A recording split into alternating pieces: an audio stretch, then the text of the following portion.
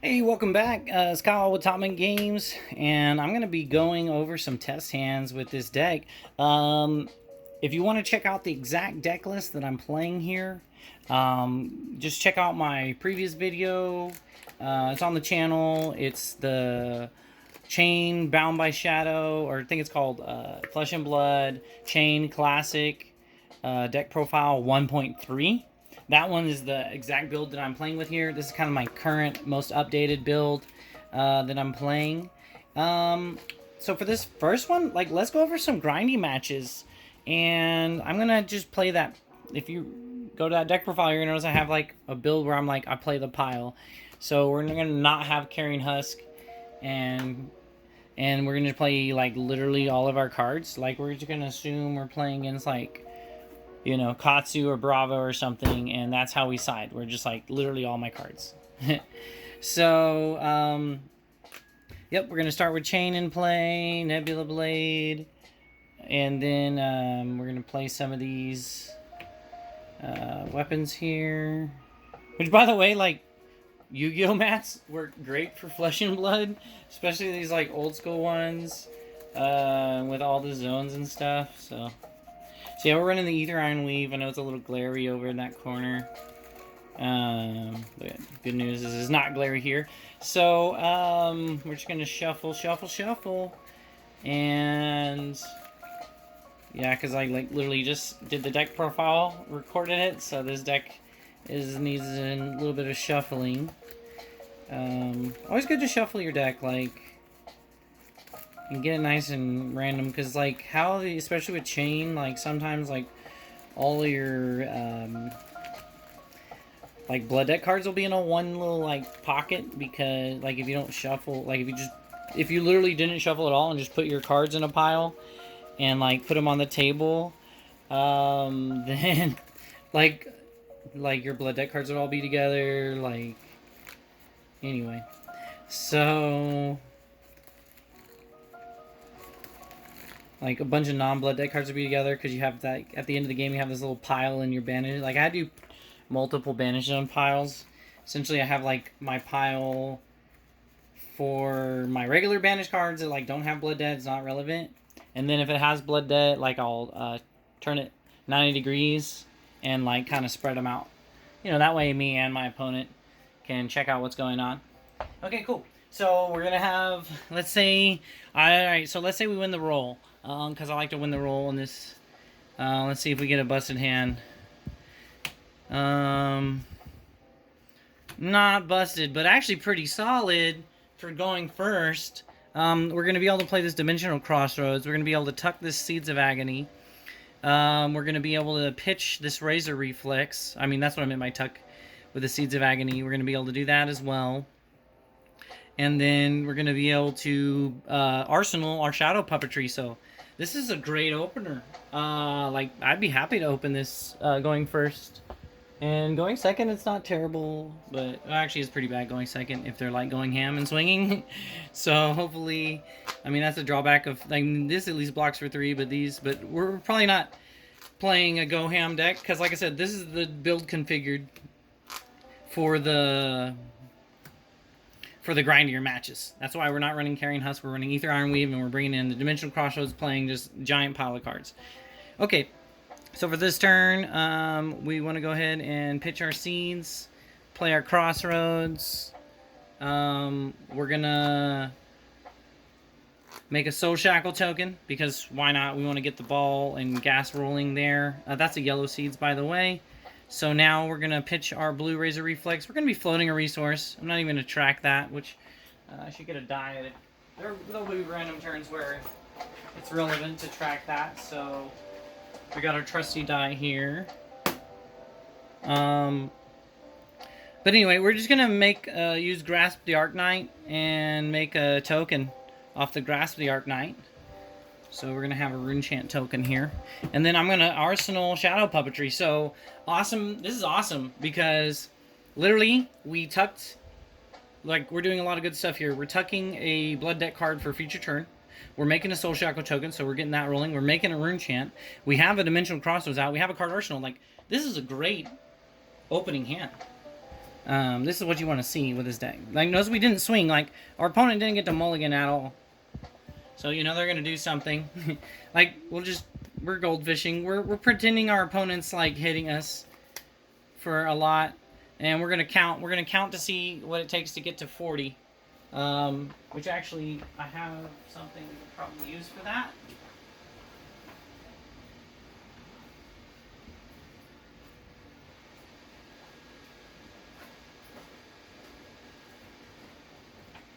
Okay. So we're gonna start at 1 on our count, or 0 at our count here. We'll put that like over here or something, and I don't know. We'll put it here. We won't be using that. Okay, cool. So let's see. We're gonna draw our cards. Okay, so remember we got Shadow Puppetry and Arsenal. I'll tap that to show that that's an Arsenal. Sorry for the magic term. And so, all right, what do we want to do with this hand? So that's the main thing I want to do is I want to just like go over hands, how to play this deck.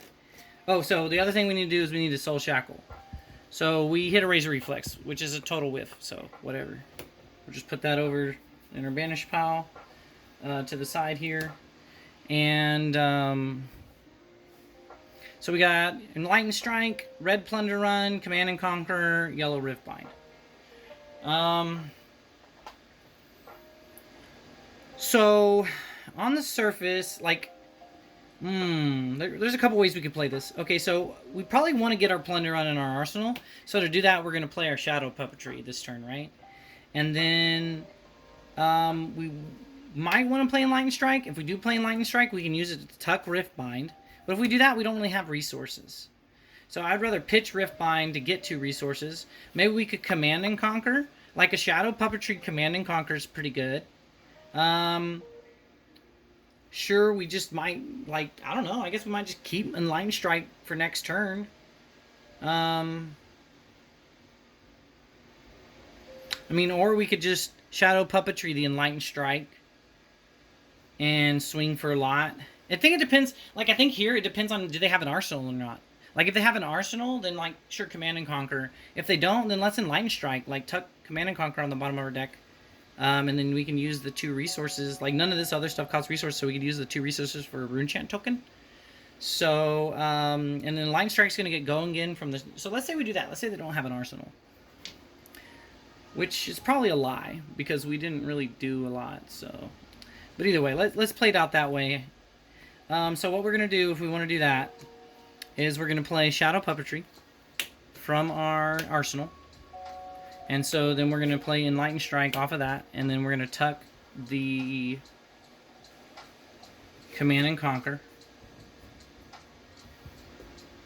Which, like, if we're playing against Prism, I might keep the Command and Conquer and just tuck the Riftbind, and then we'll forego a Rune Chant.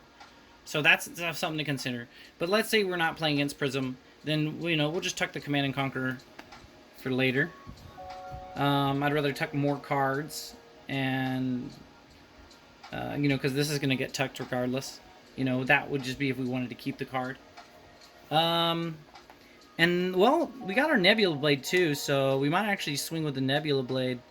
I think, actually, we're getting in here with the Nebula Blade. Anyway, so we got an Enlightened Strike, and we got a Shadow Enlightened Strike here. And we're choosing +2, because it's getting go again off the Shadow Puppetry. So we're swinging...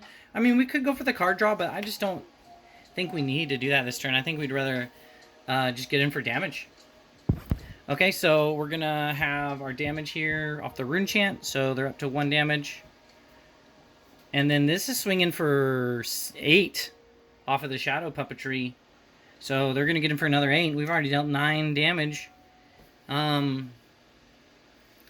then the Shadow Puppetry trigger hit's going to happen, and we're going to look at Soul Reaping.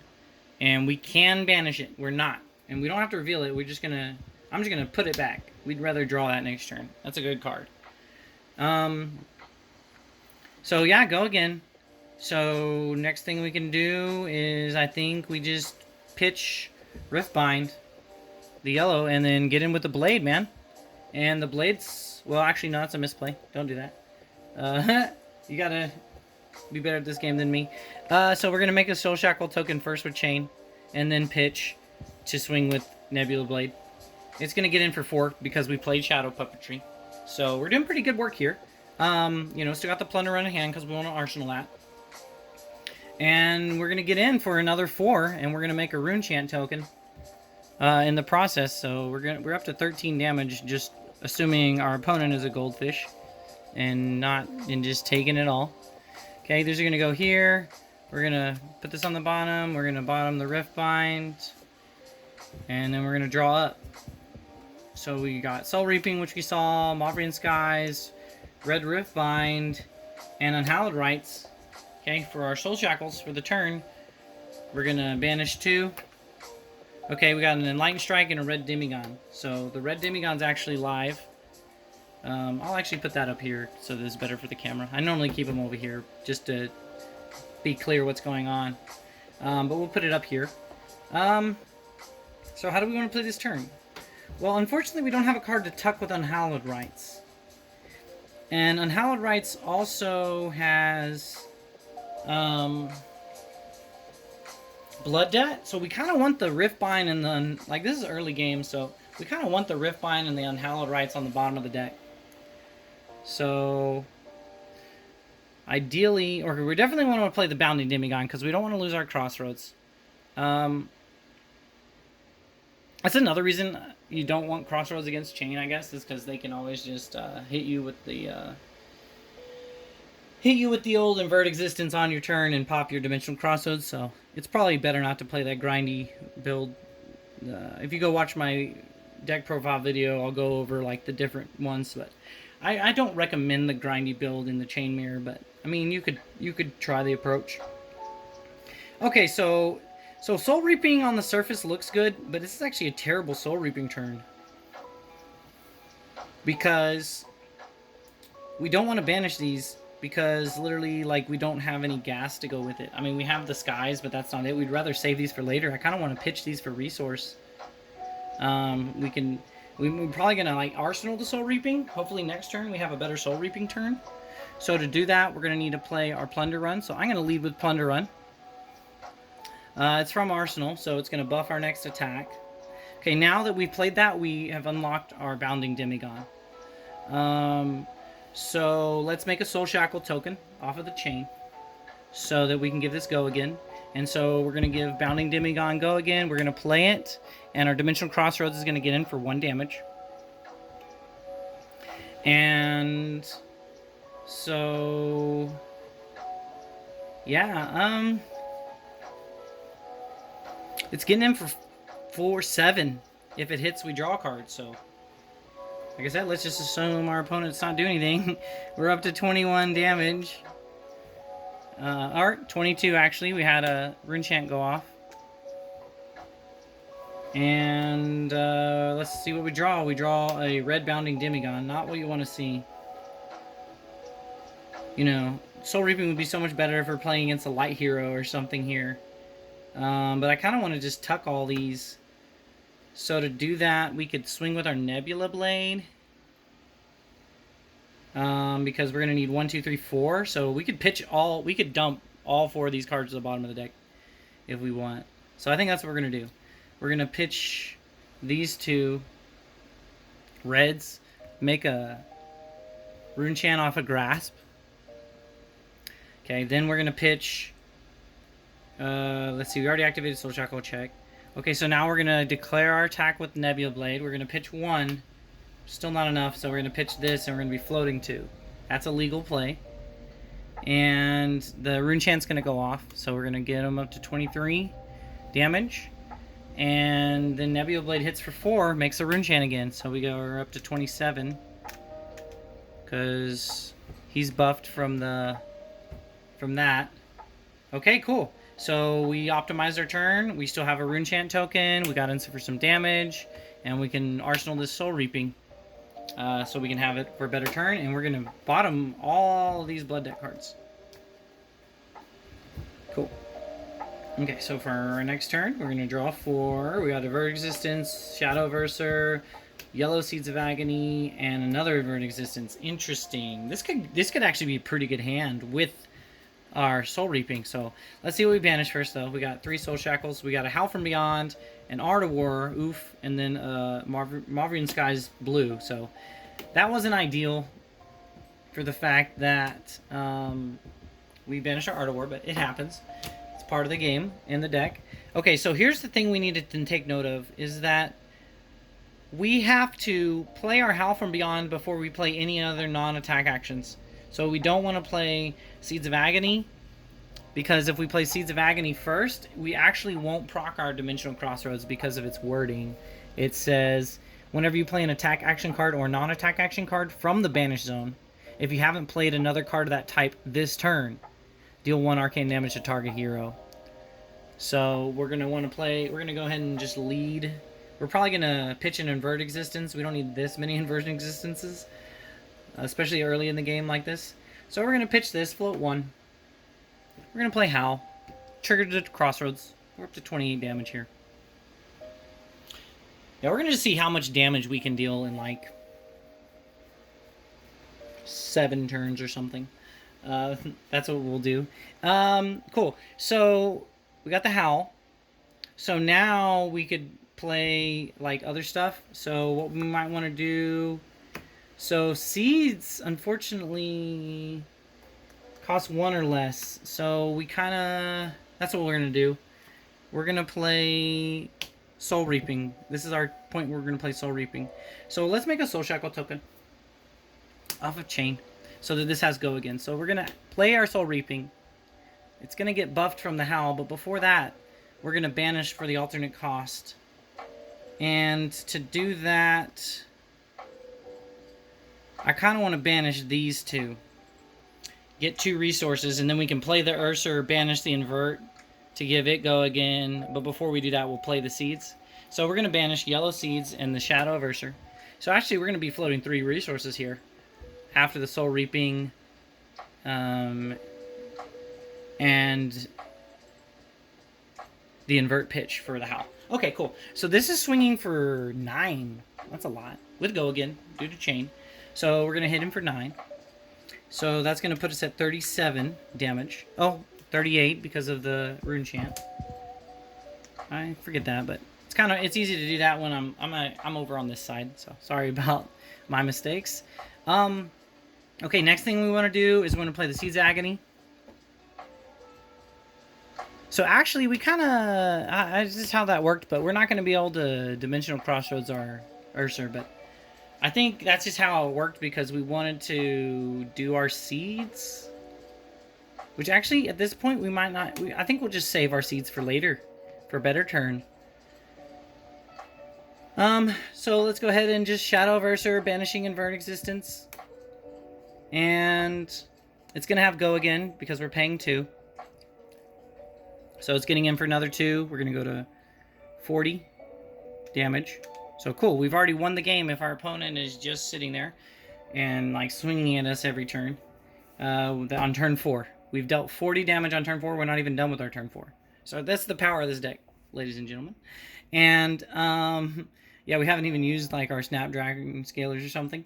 Okay, so next thing we can do is we're basically out of actions. Or we're not out of actions, but we have, we're out of go-agains, basically. So what we're going to do is, with our go-again from Shadow, we're just going to swing with our Blade. We're going to go to 1 resource, swing with our Blade, and get in for another 4. Go to 44, make a Rune Chant. And then we're out of actions, but we're actually going to be able to get in. Let's assume that we get in for 2 damage off of Invert. So that's another 2. Put them at 46. And past turn, we're going to take 1 from our Seeds. We're not arsenaling a card, but, you know, we dealt a lot of damage, so we're doing pretty good overall. Or, actually, we probably would play the Seeds because of the Crossroads, but let's assume that we even popped our Dimensional Crossroads because we're a scrub. Sorry for the mistakes. I'm trying to keep track of a lot of stuff here. So we're going to draw our cards. 2 Shadow Puppetries, a Chains of Imminence, and an Invert Existence. This is pretty lackluster, but it could get good with our Soul Shackles. So Soul Shackles, we're going to banish Seeds of Agony, red Howl from Beyond, a Chains of Imminence, and a red Seeds of Agony. So man, we have a busted turn. If only we had like a Rift Bind. So this is a turn where you might just consider setting up, trying to like we could play the chains just cause, and then like we could do a lot here in a way. Yeah, we could do that. So we could play the chains just to activate our Nebula Blade. We could Soul Shackle so that our Nebula Blade swings. Pitch the Inverted Existence. Floating 1. Off of the Nebula Blade, the Rune Chant goes off. So we're swinging for 5. So we're up to 51 damage. And you know, that worked out pretty good. And we got go again from our Soul Shackle. So now we're gonna activate, we're gonna pitch this to go to 2, but then use it to activate, get our grasp. You know, maybe assuming they blocked there, because we couldn't technically do that if we didn't have, if we made the Rune Chant off the blade, so ignore that. And we're gonna Shadow Puppetry. So like, this is one way to play a turn. Like, I'm not saying this was the best way to play this turn, but I think it might be, because, I mean, we're going to take 4 damage here, but goodness, man, like, we're about to have some broken-ass turn. So, okay, let's go ahead and draw our 4 cards. We got a red Unhallowed Rites, red Bounding Demigod, red Riftbind, and red Meet and Greet. Man, if we banish a Shadow Averser off our Soul Shackle, that will help us be able to banish this Riftbind, and it's going to be really broken turn. Okay, so we're going to banish, we're taking our next turn, we're going to banish 5. Alright, these are bottomed. So we're going to banish 5. 1. Yeah, there we go. Let's go. 2, 3, 4. Oh, another one. 5. Okay, Mauvrian Skies is a whiff, but look at this Blood Debt. Look at this Blood Debt. Okay, wow. We got a yellow Riftbind. So this is a turn we're probably using our Snapdragon Scalers and going ham. Okay. And we got a Shadow Averser, 2 Shadow Aversers. We got Seeds of Agonies. Man, we just got stuff for days. Okay, we got a Meet and Greet in hand. Okay, the one thing that we're kind of missing is like literally a blue card. Like, we have this as a go again. Like, we could go ham. We don't really, we need a resource for our Riftbind. So we need 1 for Riftbind, 2 for our other Riftbind. And then the 3rd for nothing really. Or for the meat, no, because if we, then we won't. So we might just have to hold that Meet and Greet.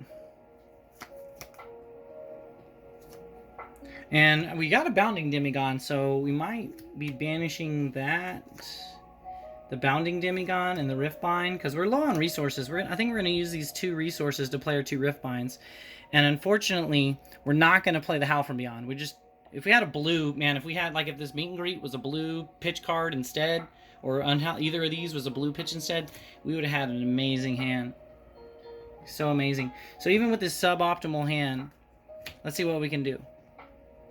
Okay, so I think the first thing we do is, they see these seeds coming, so let's just have them go off, man. Like, let's just play them all, because they see them coming, and it's like, if they want to just pitch their whole hand, like, they see this turn's gonna be busted, and unless it's like blues, like, unless they have multiple blues, they're not gonna want to pitch to prevent the arcane. So we're gonna just go ahead and play seeds as our opening. 3 are red, 1's yellow, so I mean, not that it matters in this particular situation. Okay, so we want to play this before playing any Riftbinds. We want to play Shadow Averser because of the go again. So we might as well hold back on the Shadow Puppetry so they don't see it coming. I mean, they're going to see this coming, but they don't see the red Riftbind from hand coming. So actually what we're going to do is we're going to, so because of that, we want to minimize the information. We're going to Shadow Averser, banish Bounding Demigod, so they don't even see the second red seeds coming. They do see the yellow seeds coming. Okay, cool. So the Shadow Averser. All right, so we're up to 51 damage. I'm gonna reset the damage clock. I'm curious how much damage we're gonna do this turn. So let's see. We got a Rune Chant. We got, and all these going off. So we literally have 5 arcane damage. So we're up to 5 damage for the turn. 2 from the Shadow Averser, so we're up to 7. And then Okay, so there's that. And then now we're to the point where we don't need to do that yet. So let's go ahead and I think the next best thing to do is we're going to shadow puppetry. Because I think we want to play a rift bind and then like it's gonna have go again from the shadow puppetry. And then like they're gonna be like, okay, whatever. And then we're gonna like bounding demigod off of a soul shackle token. And then they're gonna be like, all right, cool, take it or block it. And then we're gonna shadow verser banishing the rift bind. And then that's when it's gonna be a bad time for them. So let's go ahead and get this yellow rift bind here going. So this is probably what they think the peak of the damage is, and they're trying to calculate this damage. Because, you got to get in your opponent's head. Okay, so we don't need to make a Soul Shackle yet, because the Shadow Puppetry is giving it plus. So it's actually getting in for 2 because of itself, 3, 4, 5, 6, 7, and then 8 from the Shadow Puppetry. So this is swinging for 8. And we can peek and banish a card. No, we'll keep it. It's a meet and greet. So we're going to get in for 8. So we're up to 15 damage in this turn. On our turn 6. Okay. So next thing we're going to do, like I said, is we're going to play we'll go ahead and make a Soul Shackle. And we'll play the Bounding Demigod. And then they're like, okay, whatever. I guess take 4 or block it. So we're up to 19 damage. And then now is when they're going to realize how bad... Okay, we had to pitch... Actually, we had to pitch this in Hallowed Rites for that Riftbind. Okay, so now we're going to play Shadow Verser. And this is where they're going to poop their pants because we're going to banish a Riftbind. And we still have a card in hand, which they're going to know that. And so they're thinking, wow, he's definitely going to be able to play the Riftbind. So we're getting in. We're going up to 21 damage off of the Shadow Verser. And then our coup de grace. And we don't even have to use the Snapdragon Scalers. Like, this is crazy. Okay, so we're going to just take the damage from the Howl. But we're going to Riftbind. So we are up to 51 damage before this turn. So Riftbind is going to get in for 3, 4, 5, 6, 7, 8. So we are up to 29 damage just in this turn. From one turn, we swung at them for 29. I mean, I don't know about you, but the most you can block in a turn is like 12 with good cards. And then, like, if they have defense reactions, let's say they have 4 defense reactions somehow that defend for 4 apiece. Then, like, they're taking... That's 16. So they still take 13 damage and use their whole hand of 4 defense reactions that block for 4. Amazing. This is the power of Chane. And look, we still have plenty of cards left in our deck because we're running the old 74 card pile. Alright, so that's that. And if we had more... Like, we could give this go again. Like I said, if we had a blue pitch, we could have also played our Howl. Or we could even... And then in that case, we wouldn't even have to use our Scalers. And then also if we had if 2 of those reds were blue pitch, oh my goodness, we could have played the Howl and Snapdragon that, and then also got in with Nebula Blade. So just imagine that if these 2 red cards were blues instead, we would have had 4 more resources and we would have gotten so much more damage. That one, instead of 29, we would have got in for 3, 4, 5. We would have got in for 9 more damage, putting us at 38 damage for the turn. That's insane. That's like almost killing someone in one turn. And we're not even like an OTK deck. We've been hitting them throughout the game. Because we're at 51. We've dealt 80 damage this game. With these random hands we've drawn. We've dealt 80 damage by turn 6. So, I mean, I think that speaks for the deck. I mean, there was some okay draws. Like we didn't even do anything super busted. We didn't even Art of War that game. We didn't even we didn't even maximize our Dimensional Crossroads. We didn't do anything just completely busted. I mean, that was kind of a completely busted turn this last one. But that was because we set it up. Like there was some skill involved with going, okay, cool, I'm going to take 4 blood debt. Or going to take a blood debt and then 4 blood debt. So we took 5 blood debt, but then, you know, yes, we took 5 blood debt, but we set up a 29 damage turn. There was potentially 38 if we'd have drawn slightly better. With the blue pitches instead of the reds. Like, we had 4 reds in our hand, like, for resources. So, like, I don't know. It shows the power of Chane.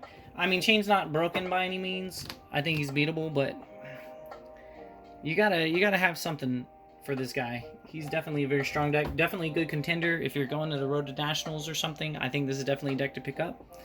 But yeah, catch us next time, Kyle with Top Mint Games. If you want to buy or sell from us, go to topmintgames.com.